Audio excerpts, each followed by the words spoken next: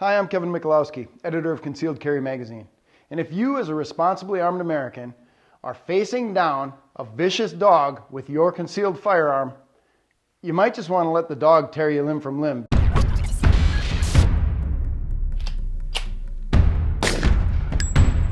I'm only half joking about the idea of letting the dog tear you limb from limb. But you have to understand that if you use your concealed carry firearm to dispatch a vicious dog, you are going to be crucified in the press and by anybody who sees this incident.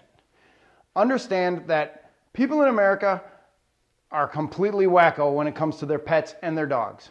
Recently here in Marathon County, Wisconsin, we had a court case where a man was being charged with cruelty to animals. 200 people showed up outside the courtroom to protest his actions. In the very next courtroom, one courtroom over, there was a man who was being tried for abusing a small boy. Nobody showed up to defend the small boy, but there was 200 people outside to protest this guy who was being convicted of cruelty to animals. So what I want you to be is extra careful when you're dealing with a vicious dog. I don't want you to hesitate and I don't want you to get hurt, but I want you to think in advance. I want you to plan your tactics ahead of any possible altercation with a vicious animal. Now, if you know dogs, you understand vicious dog behavior. Sometimes they'll just charge at you and attack. But most often, they will circle. You'll see hair standing up on the back of their neck. You'll see that stiff-legged gait, and they'll be baring their teeth. They don't really want to attack if they don't have to.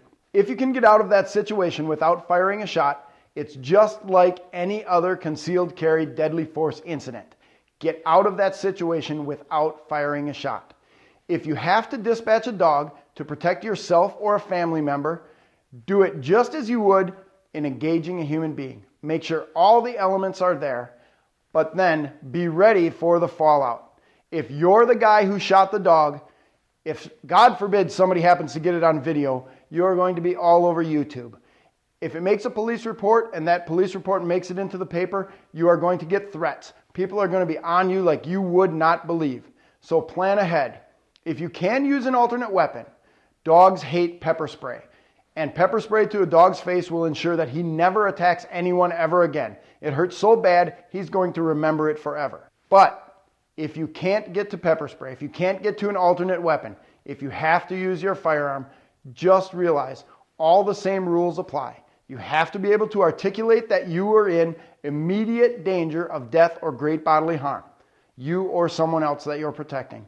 You have to be able to articulate that you or someone you are protecting was in immediate danger of death or great bodily harm. If you can't do that, you can't draw your firearm to dispatch a vicious dog. I'm Kevin Michalowski, editor of Concealed Carry Magazine.